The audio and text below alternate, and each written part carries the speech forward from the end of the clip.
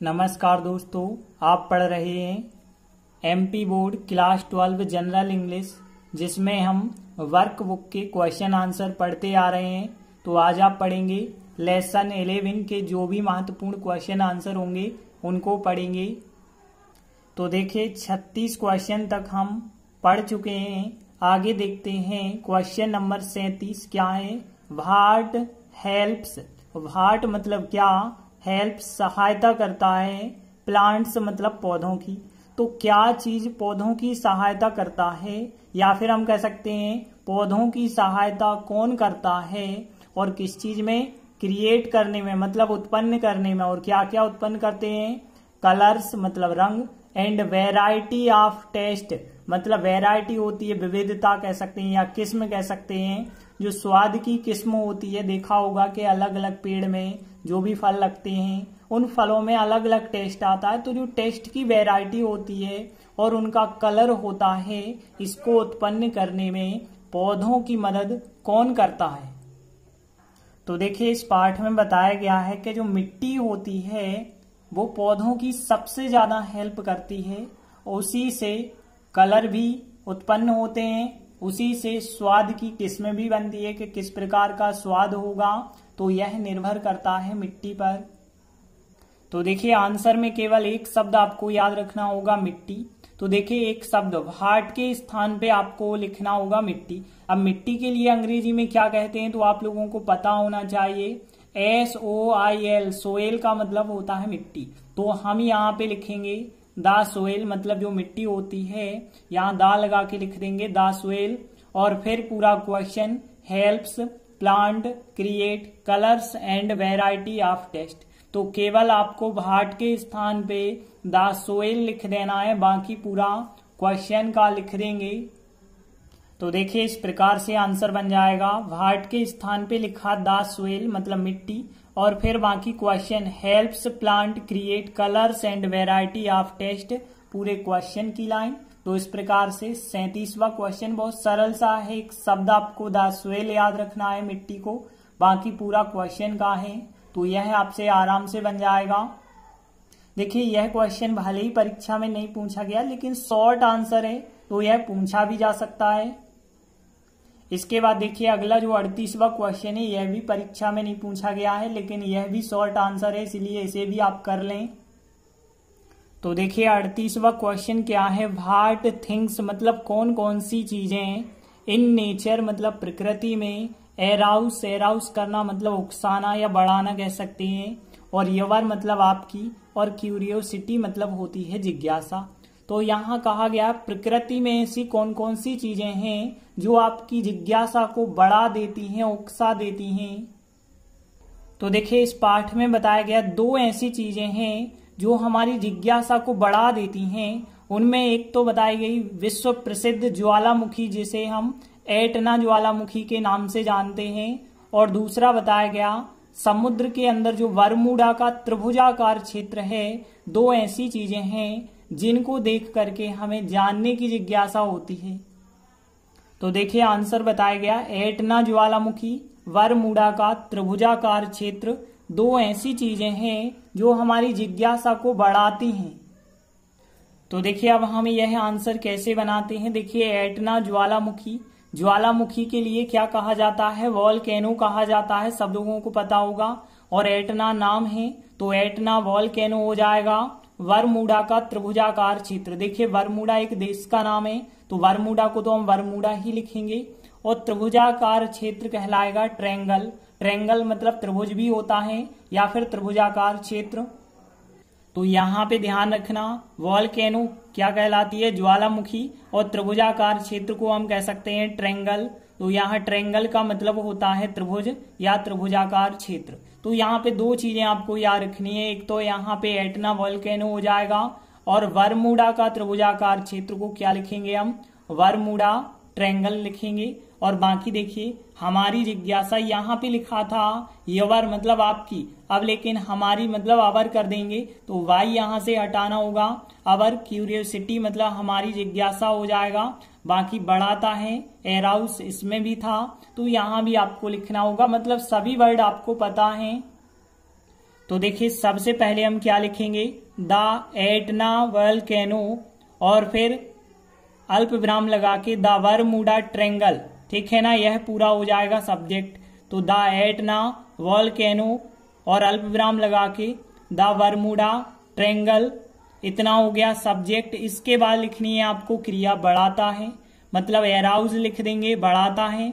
और फिर क्या बढ़ाता है, हमारी जिज्ञासा, तो आवर क्यूरियोसिटी लिख देंगे। तो देखिए सेकंड नंबर पे आपको लिखना होगा बढ़ाता है मतलब एराउज लिखेंगे।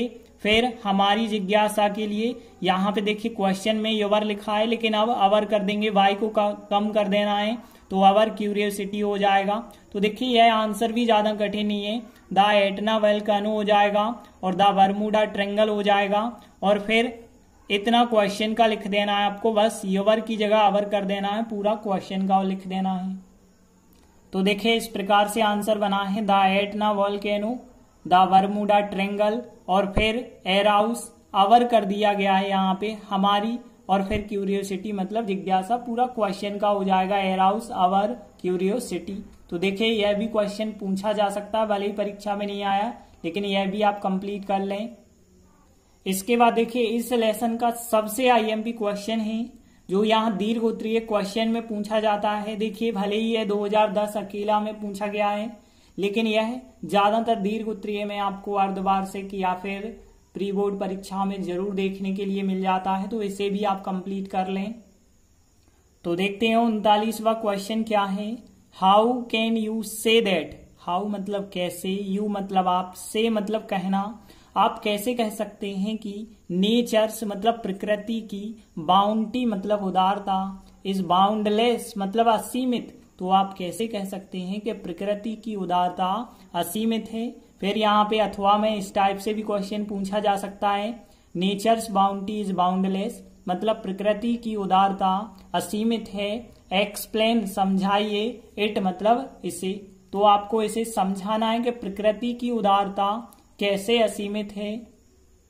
तो देखिए इस पाठ में बताया गया है कि प्रकृति हमें बहुत सारी चीजें प्रदान करती है, लाखों लोगों के लिए भोजन, कपड़ा और अन्य आवश्यक चीजें उपलब्ध कराती है। प्रकृति के पास बहुत विशाल भंडार है हर चीजों का। जब एक चीज समाप्त हो जाती है तो वो उसी रूप में दूसरी चीज निकालती है।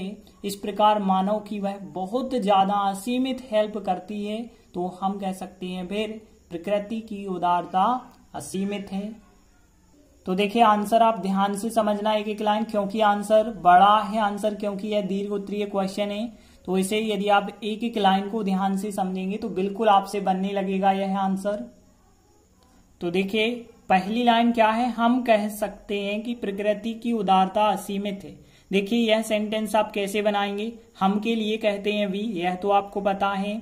वी के साथ यहाँ पे आपको कैन लिखना होगा, वी कैन से, हम कह सकते हैं, और फिर यहाँ पे कीवर्ड और है, तो कीवर्ड के लिए दैट लिख देंगे आप। तो देखिए यहाँ पे वी हो जाएगा कैन से, तो देखिए बिल्कुल यही वाक्य बनाया गया, बस यू के स्थान पे आपको क्या कर देना है, वी करना है, और कैन को स्थान पे रखना है, तो वी कैन से दैट, और फिर नेचर्स बाउंटी इज बाउंडलेस, प्रकृति की उदारता असीमित है। तो देखिए पूरा का पूरा आपको क्वेश्चन से ही यह सेंटेंस बना लेना है।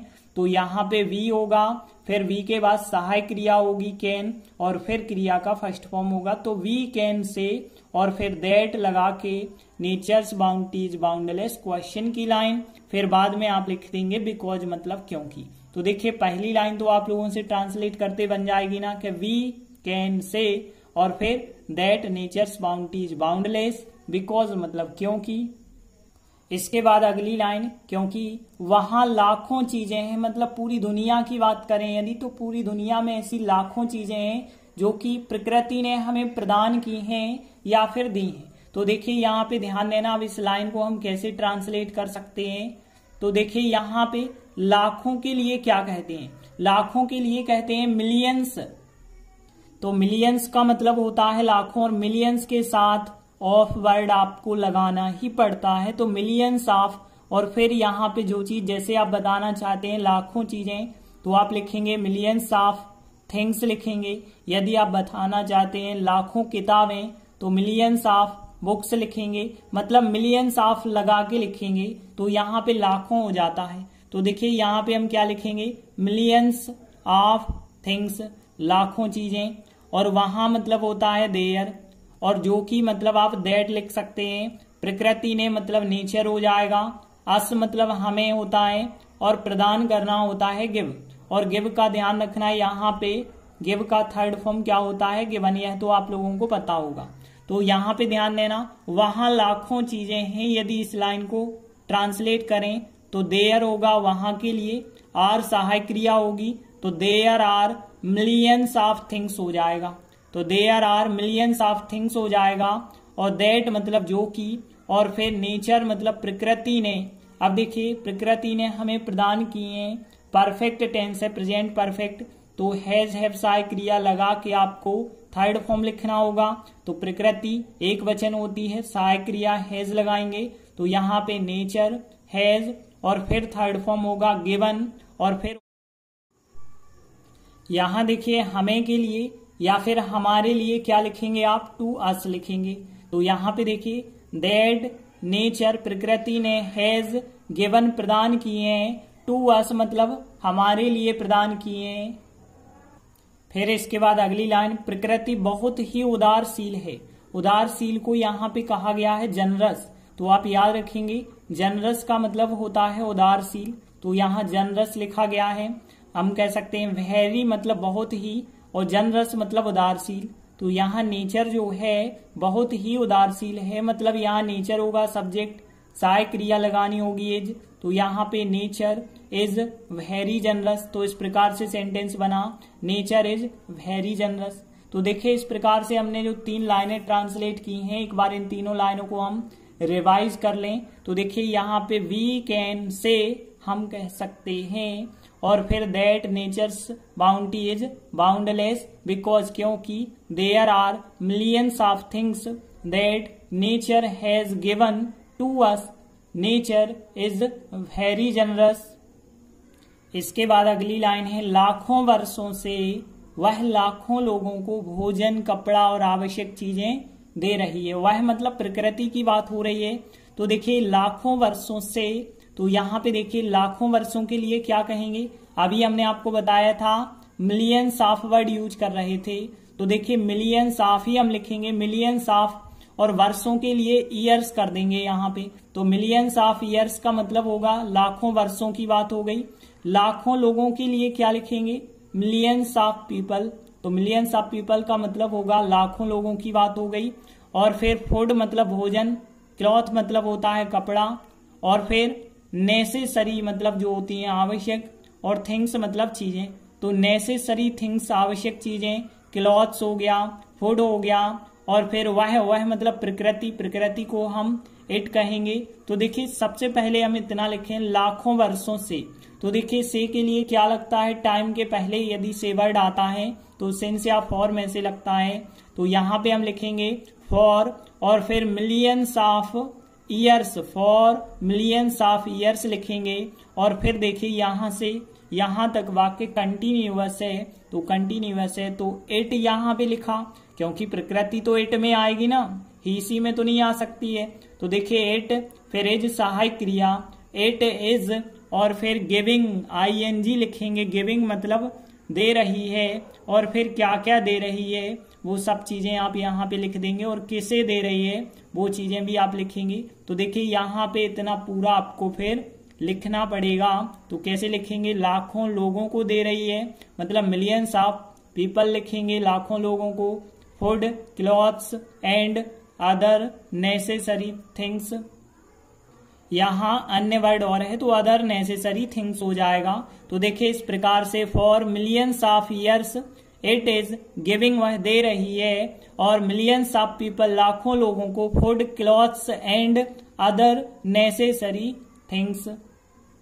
इसके बाद अगली लाइन है, इसके पास एक विशाल संग्रह है, इसके मतलब प्रकृति के, तो यहाँ पे इट और किसी के पास कोई चीज होती है तो हैज हैव के द्वारा बनाते हैं, तो इट हैज मतलब इसके पास है, और फिर ग्रेट मतलब एक विशाल कह सकते हैं, और संग्रह मतलब कह सकते हैं आप स्टॉक कह सकते हैं, ठीक है ना, स्टॉक सुना होगा, जनरली वर्ड है STOC के, स्टॉक कहते हैं ना कि कोई चीज स्टॉक में है आपके पास। तो देखिए इस प्रकार से बनेगा, इट हैज इसके पास है, और फिर आ ग्रेट स्टॉक इसके पास एक विशाल संग्रह है। तो it has a great stock इसके पास एक विशाल संग्रह है। इसके बाद अगली लाइन है, फिर भी कुछ लोग डरते हैं कि भविष्य में क्या होगा। तो देखिए इस लाइन का कैसे हम ट्रांसलेट करेंगे। फिर भी के लिए कौन सा शब्द होता है आप लोगों को पता होगा, स्टिल। स्टिल का मतलब होता है फिर भी, तो स्टिल, और फिर सम पीपल मतलब कुछ लोग, और डरना क्या होता है, फियर होता है डरना।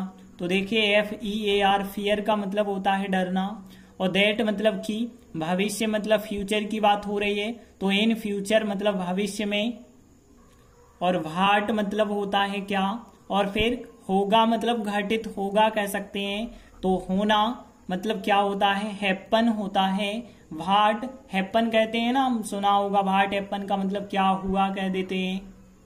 तो यहाँ हैपन का मतलब होता है वैसे घटित होना। तो देखिए यहाँ पे स्टिल मतलब फिर भी, सम पीपल मतलब कुछ लोग, तो स्टिल सम पीपल कुछ लोग, फियर मतलब डरते हैं, दैट मतलब कि। अब देखिए इतनी लाइन भविष्य में क्या होगा, तो देखिए यहाँ क्वेश्चन मार्क की बात हो रही है। तो यहाँ क्या शब्द को हम पहले लिखेंगे, तो देखिए व्हाट को पहले लिखा जाएगा, फिर सहायक क्रिया फ्यूचर की आएगी, तो व्हाट के बाद विल आएगी। तो फिर हम कह सकते हैं व्हाट विल, और फिर विल के बाद क्रिया आ जाएगी तो हैपन। तो व्हाट विल हैपन क्या होगा, what will happen in future मतलब भविष्य में। तो देखिए यहाँ still some people fear that, और फिर what will happen in future. तो देखिए अब हम इन तीनों लाइनों को फिर रिवाइज कर लेते हैं। फॉर मिलियंस ऑफ ईयर्स लाखों वर्षों से, इट इज गिविंग यह दे रही है, मिलियंस ऑफ पीपल लाखों लोगों को दे रही है, food clothes and other necessary things, और it has a great stock, still some people fear that, और फिर what will happen in future. इसके बाद अगली लाइन, पुराने दिनों में लोग सोचते थे कि जब लकड़ी खत्म हो जाएगी तो हमें ऊर्जा कैसे प्राप्त होगी। तो देखिए इन लाइनों का हम कैसे ट्रांसलेट करते हैं। तो देखिए पुराने दिनों के लिए हम क्या कहेंगे, ओल्ड डेज कहेंगे। इन मतलब में, तो इन ओल्ड डेज पुराने दिनों में, और फिर पीपल मतलब लोग, और थिंक होता है सोचना, लेकिन यहां दिया गया है सोचते थे मतलब पास्ट सिंपल। थिंक का आपको सेकंड फॉर्म लिखना होगा, तो थिंक का सेकंड फॉर्म क्या होता है, थॉट। तो यहाँ पीपल और थॉट मतलब सोचते थे, और फिर दैट मतलब कि। इसके बाद देखिए जब के लिए क्या कहा जाता है, व्हेन, ये तो आपको पता होगा। लकड़ी मतलब क्या होती है, वुड, तो यहाँ ये भी आपको वर्ड पता होगा। खत्म हो जाना होता है एक्स हाउस, ठीक है ना, एक्स हाउस आप ध्यान रखें।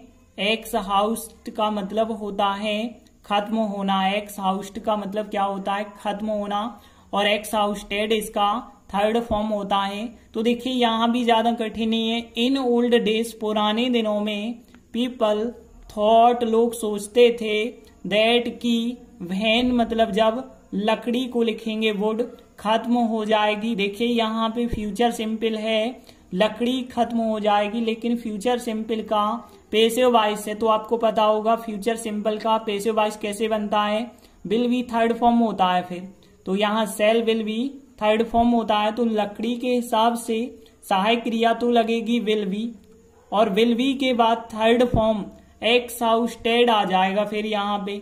तो देखिए कैसे ट्रांसलेट हुआ, in old days people thought लोग सोचते थे, दैट की, व्हेन वुड जब लकड़ी, विल बी एक्स हाउस्टेड खत्म हो जाएगी। इसके बाद अगली लाइन, तो हमें ऊर्जा कैसे प्राप्त होगी। कैसे मतलब होता है हाउ, हाउ मतलब होता है कैसे, और प्राप्त होना होता है गेट, गेट मतलब होता है प्राप्त होना। तो देखिए हमें ऊर्जा कैसे प्राप्त होगी, हमें मतलब वी हो जाएगा यहाँ सब्जेक्ट, और ऊर्जा क्या कहलाती है, एनर्जी कहलाती है। कैसे मतलब हाउ होता है, और गेट मतलब होता है प्राप्त होना। तो देखिए यहाँ पे हमें ऊर्जा प्राप्त होगी, फ्यूचर सिंपल है। तो देखिए फ्यूचर सिंपल आपको पता होगा, सब्जेक्ट के बाद आता है या तो सेल या फिर आता है विल और प्लस आता है फर्स्ट फॉर्म प्लस ऑब्जेक्ट होता है फ्यूचर सिंपल। देखिए यहाँ पैसिव वॉइस था लकड़ी खत्म हो जाएगी, यहाँ लकड़ी सब्जेक्ट नहीं हो सकता था, ऑब्जेक्ट की तरह होता, इसलिए पैसिव वॉइस। लेकिन यहाँ पे हमें यह तो सब्जेक्ट होता है भी, तो यहाँ पे हम कह सकते हैं एक्टिव वॉइस बनेगा। और एक्टिव वॉइस में कैसे बनता है इंट्रागेटिव सेंटेंस आपको पता होगा, पहले आता है WH वर्ड, तो यहाँ पे पहले आ जाएगा हाउ, हाउ के बाद फिर सहायक क्रिया आएगी, जो भी सेल लगती होगी तो सेल, विल लगती होगी तो विल, और फिर इसके बाद सब्जेक्ट लिख के फर्स्ट फॉर्म लिखेंगे। तो देखिए हाउ आएगा पहले, तो हाउ मतलब कैसे, और फिर सहायक क्रिया देखिए वी के हिसाब से वैसे तो लगती है सेल, लेकिन जब निश्चितता बताई जाए हमें ऊर्जा कैसे प्राप्त होगी, बिल्कुल 100% लोग ऐसा सोचते ही थे, तो यहाँ पे वी के हिसाब से फिर आपको सेल लगाने की जरूरत नहीं होती है, विल से ही काम चल जाता है। तो हम कह सकते हैं हाउ विल, सबसे पहले आपको लिखना होगा हाउ विल और फिर वी और फिर गेट, फिर लिखना होगा एनर्जी। तो देखिए सबसे पहले इंट्रागेटिव वर्ड आएगा हाउ विल और फिर वी, फिर गेट, फिर एनर्जी। इसके बाद अगली लाइन है तभी कोयला आया, तभी गैस, पेट्रोल और एटॉमिक एनर्जी। मतलब यहाँ जब लोग सोच रहे थे हमें ऊर्जा कैसे प्राप्त होगी, क्योंकि लकड़ी तो खत्म होती जा रही थी, तो फिर प्रकृति ने हमें कोयला दे दिया, गैस दे दी, पेट्रोल और परमाणु से संबंधित ऊर्जा जिसे हम एटॉमिक एनर्जी कहते हैं। तो देखिए तभी के लिए क्या कहा जाता है, THEN देन, मतलब तभी, तो देन हो जाएगा तभी के लिए। और फिर कोयला को क्या कहा जाता है, कोल कहा जाता है, COAL कोल, तो देन कोल। और कम का सेकंड फॉर्म केम आया क्योंकि पास्ट सिंपल है, तो देन फिर कोल फिर केम, देन कोल केम, तभी कोयला आया, then gas, petrol and atomic energy. तो देखिए यहाँ पे इस प्रकार से आपका ट्रांसलेट हो जाता है। तो यहाँ देन कोल केम, तभी कोयला आया, और फिर अल्पविराम लगा के then gas, petrol and atomic energy. इसके बाद देखिए लास्ट लाइन जो हमने पहले लिखी थी बिल्कुल वैसे ही, सो मतलब होता है इसलिए, वी कैन से हम कह सकते हैं that nature's bounty is boundless. यह लाइन बिल्कुल जो शुरुआती लाइन हमने लिखी थी उसमें सो बस हमने लगा दिया है, तो इसमें तो कोई प्रॉब्लम नहीं जाएगी क्योंकि यह लाइन क्वेश्चन पर आधारित थी, तो यहाँ पे सो हो जाएगा इसलिए। और फिर वी मतलब हम, और कैन से हम कह सकते हैं कि, और फिर that nature's bounty is boundless question की लाइन थी। तो देखिए एक बार पूरा आंसर रिवाइज कर लें। वी कैन से हम कह सकते हैं दैट की nature's bounty is boundless question की लाइन। फिर there are millions of things that nature has given to us, और फिर nature is very generous. For millions of years it is giving millions of people food, clothes and other necessary things. It has a great stock. Still some people fear that, और फिर यहाँ पे what will happen क्या होगा in future मतलब भविष्य में, और फिर in old days पुराने दिनों में, people thought लोग सोचते थे, that की when जब वुड लकड़ी विल बी एक्सहाउस्टेड खत्म हो जाएगी, तो फिर how will we get energy हमें ऊर्जा कैसे प्राप्त होगी, देन कोल केम तभी कोयला आया, then gas, petrol and atomic energy तभी यह सब चीजें आई, तो फिर सो वी इसलिए हम कैन से कह सकते हैं दैट की नेचर्स बाउंटी इज बाउंडलेस की प्रकृति की उदारता असीमित है। तो देखिए इस प्रकार से पूरा आंसर बना है कि वी कैन से दैट हम कह सकते हैं कि नेचर्स बाउंटी इज बाउंडलेस की प्रकृति की उदारता असीमित है, बिकॉज मतलब क्योंकि, और फिर यहाँ पे there are millions of things क्योंकि वहां बहुत सारी चीजें हैं, लाखों चीजें हैं, that nature has given to us जो प्रकृति ने हमारे लिए प्रदान की हैं। नेचर इज वेरी जनरस प्रकृति बहुत उदारशील है। फॉर मिलियंस ऑफ ईयर्स लाखों वर्षों से, इट इज गिविंग यह दे रही है मिलियंस ऑफ पीपल लाखों लोगों को, food, clothes and other necessary things दे रही है। It has a great stock, still some people, फिर भी कुछ लोग, फियर मतलब डरते हैं, दैट की व्हाट विल हैपन, क्या होगा इन फ्यूचर में।